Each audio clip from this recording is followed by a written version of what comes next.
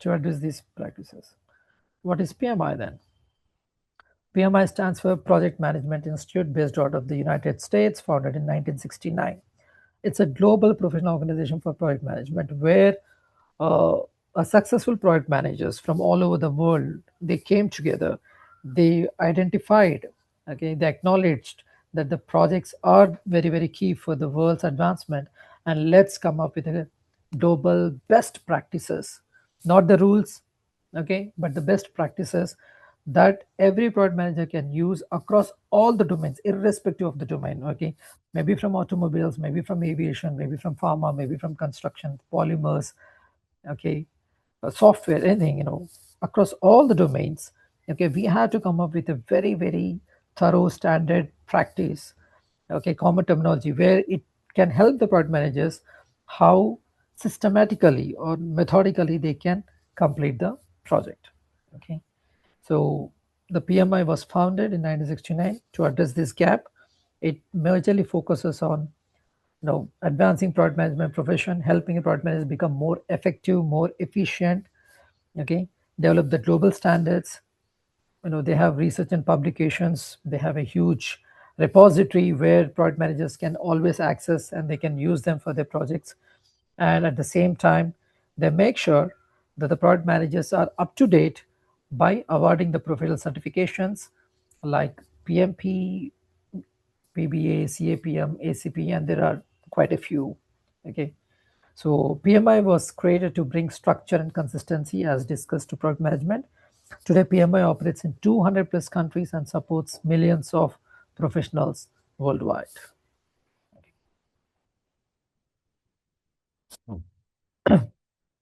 Okay, so the way the PMI has shared the knowledge to the world is through PMBOK, the full form Product Management Book of Knowledge. Okay, so what is it? So PMBOK stands for Product Management Body of Knowledge, as I said. Okay, it's a it's a document, or it's the practices through which the PMI shared the knowledge with the product managers. It represents globally recognized product management practices, frameworks, and guidelines used across industries are presented in this body of knowledge. Okay, it is not a methodology; it is the best practices that are recommended for the product managers. Okay, so that they can execute the project in a systematic way. Okay, it's a guide of generally accepted practices. Generally accepted practices, okay, which are uh, collected by the product managers from all over the world. Okay, so it collects the collective knowledge of product management professionals across industries, from different parts of the world. It serves as a reference guide for managing projects effectively. Organizations adapt PMBOK practices to their own context, meaning they get to the PMBOK, and from the PMBOK they can tailor the practices as per their own requirement for the organizations. Okay, so PMBOK did not emerge to make product managers study harder. It emerged because organizations were losing billions due to the failed projects, just because they were not properly addressed, they were not properly understood. Okay, the nitty-gritties, the caveats, the challenges that were there, while executing the projects, were not properly captured, were not properly understood, were not properly taken care of. So PMBOK is one-stop solution, okay, where people started, okay, this is way that I have to address this particular issue, and this is how I could address this particular issue.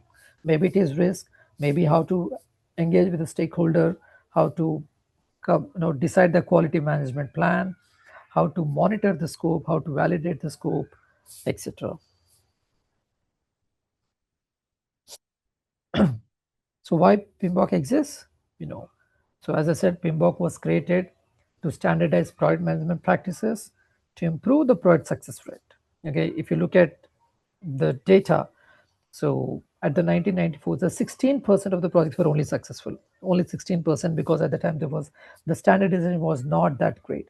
More and more, as we kept evolving, as the PMBOK kept on evolving, okay, as people became a more efficient and effective product managers, the project success rate has increased from 16% to 38% in the last 20 years. Okay, So it improves the product success rate.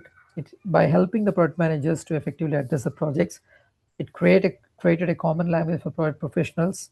Okay, it has their own lexicon. Okay, it captures global best practices and support professional certifications. Okay, basically it captures lessons learned from thousands of projects worldwide, thousands of the projects that were successful, why they are successful, the projects that were challenged, on why they were challenged, the projects that were failed also, why they were failures. All the data has been collected, compiled, and then a PMBOK was created. Okay, these insights help organizations improve project delivery and governance. So now that we have a PMBOK, okay, why it has to evolve? Why? Why we have different versions of PMBOK? Now we have PMBOK because when I was PMP at the time, it was PMBOK 6, and now what is going, and after that, in the last 6 years, last 6 7 years, it has been PMBOK 7, and this year it is PMBOK 8. Why PMBOK is evolving? Why? Okay, reason is quite straightforward. Product environments are constantly changing because of technological innovation.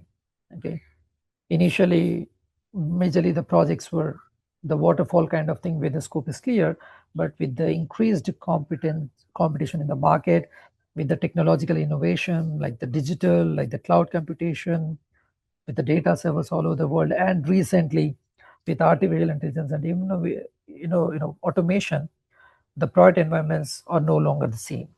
They are changing, and in fact, they are changing much rapidly. As I said, because of innovation, because of globalization, because the products are becoming more and more complex. So too many countries or too many people from different cultures have become the part of the product environment. And agile development methods, where we want to address the wastage, where we want to come up with an MVP, where we want to see whether we want to get the early feedback from the users so that we are sure that whatever that we are developing is right and it is delivering the value. Digital transformation, increasing complexity. So the product environments, they are changing, and hence PMBOK has to evolve.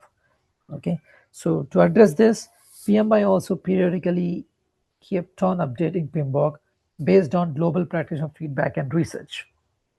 The latest edition that has been incorporated has tens of thousands of practitioner insights. More or less 48,000 data points have been collected in this current PMBOK 8. Okay, so the story is quite simple. We know what a project is. We know why product management is required. We also understand why the standardization of product management is very, very important. Okay, and why PMI was founded, and when PMI was founded, how PMI is helping product managers to successfully execute the process through PMBOK, and now why PMBOK has to evolve.